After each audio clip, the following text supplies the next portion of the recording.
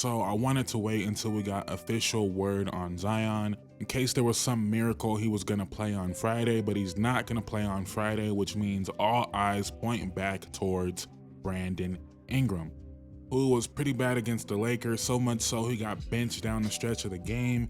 And when Zion got hurt, I'm like, Willie, you got to put Brandon Ingram in. But then you look at the bench and everybody's up cheering, and Brandon Ingram is the only one sitting with his head in his hands, not cheering on his teammates. Your team is playing with a chance to go to the playoffs. Zion's having this amazing game, and you don't even want to pretend like you're cheering for your team? Okay. When I seen that, I'm like, whatever, Willie, just leave him on the bench. But now we have to go forward.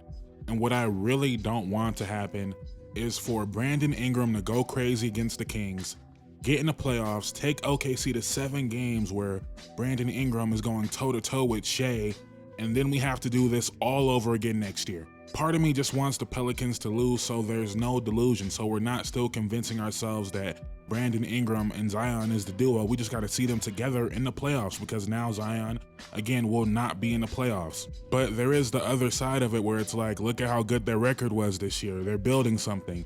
I just don't believe in that. I've made it very clear all year I don't believe in that.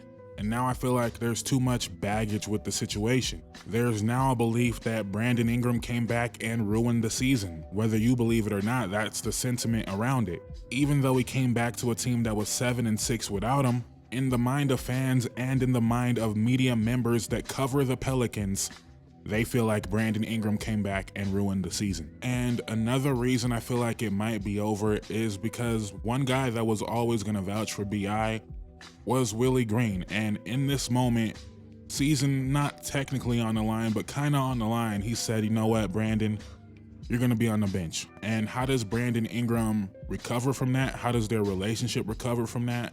I would love to think BI would be mature enough to handle it, but I didn't get that, from watching the game, from watching him soak on the bench. I understand he wants to be out there, but it didn't look good.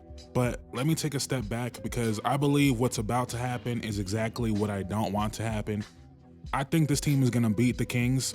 Last time they played the Kings without Zion, they won 133-100. De'Aaron Fox was held to 3 points. BI only had 15 points, but he controlled the game with his playmaking. He had 8 assists in that game.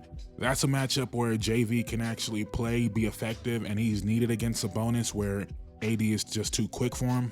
So yeah, I feel like BI is going to control the game. He's not going to be thinking, he's not going to be worried about, am I taking shots away from Zion? Because you see that when they're on the court together, it is what it is. They just start thinking, am I getting in this guy's way a little bit? And that's natural, but I feel like these two guys have never really got it figured out. They've won in spite of it, but they never really sat down, looked at film, figured out a way to make each other better. But now there's no Zion. Now BI is not going to be thinking the game. He's not going to feel guilty for taking pull-up mid-range jumpers.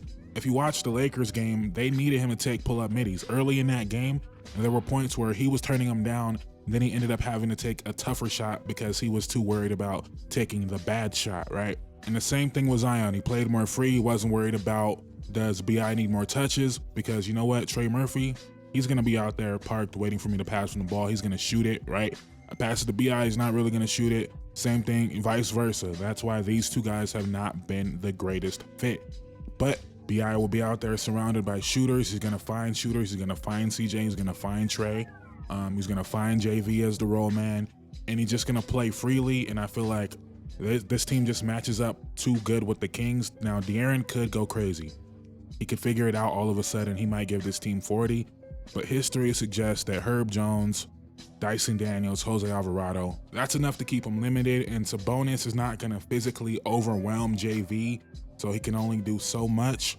So if Trey Murphy shows up, Herb Jones shows up, and BI just plays to the capabilities we know he can play to, and obviously CJ just don't have a stinker, I feel like the Pelicans match up pretty well with this team, and I feel like these guys are not, gonna fold, right? Herb Jones, Trey Murphy, they want this moment. Brandon Ingram, I don't know. I don't know what's going on in his mind right now. I don't know if he's mentally checked out, if he knows he's not going to be getting paid from the Pelicans, if he knows it's Zion's team and it will never be his team. I don't really know what's going on in his mind. I don't know if he's regretting all the moments he took a back seat this year, where maybe if he put up bigger numbers, that would look better for his, being in a contract year, I don't really know what's going on, but I do know this team has the capability to win this game without Zion, and they also have the capability to give OKC real problems even without Zion. They do. I believe in Herb that much. I believe in Trey Murphy that much. I know you guys hate CJ, but I believe in him, especially in this role with BI. Now, he was going crazy recently with Zion, obviously, but in this role with BI where he's clearly off ball, where it's clear BI is the point guard. So I believe in this team, same time I don't believe in this team. Been the story all season. They've looked better without one of the stars a lot of times, and it is what it is. And again, I want us to win. I want us to go on a run here. Maybe we can even beat OKC and get Zion back. Now, if you're telling me that's the outcome, sure. I would love for that to happen, but I do not want us to beat the Kings, take OKC 7 games, and now we're gonna give BI the max this summer and act like everything is fine when it's clearly not. So as you guys can tell, I'm extremely conflicted about this team. Do I want us to win? Clearly, I want my favorite team to win a basketball game that could send us to the playoffs. Yes, I want that. I don't want what comes after that, though. Like, unless we're going to win that series, I don't really want what comes after that. I don't want more Zion versus Brandon Ingram dialogues in my comment section. I don't want any more of that. I don't want any more just random Zion hate in my comments because I feel like Brandon Ingram should adapt his game to Zion. Like, I want this all to be over. At the same time, I would love BI to go crazy and shut up all these people talking, but it is what it is. I'm rambling at this point because I'm conflicted, because I don't want to say something too outlandish, because I don't want to be on either side of it. I'm not a BI stan. You guys, I make a clear distinction. I'm not a stan, I'm a fan.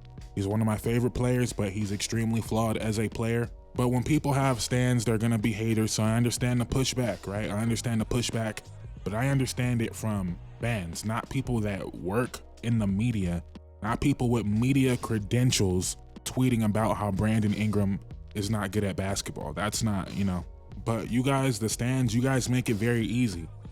You guys make it very easy. It's actually profitable to put down Brandon Ingram. You guys make it easy. When I make a video even slightly criticizing BI, you guys get in the comments and tell me how I'm a hater and I don't know what's going on.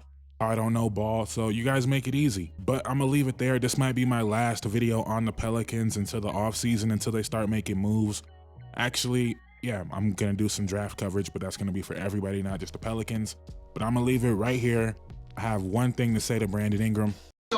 Listen to everybody. Nobody believes in you. What are you prepared to do about it? Don't let no one come into your house, take your meal, do what you need to do today. I'm not nervous. I'm just telling you. No, he's not at all.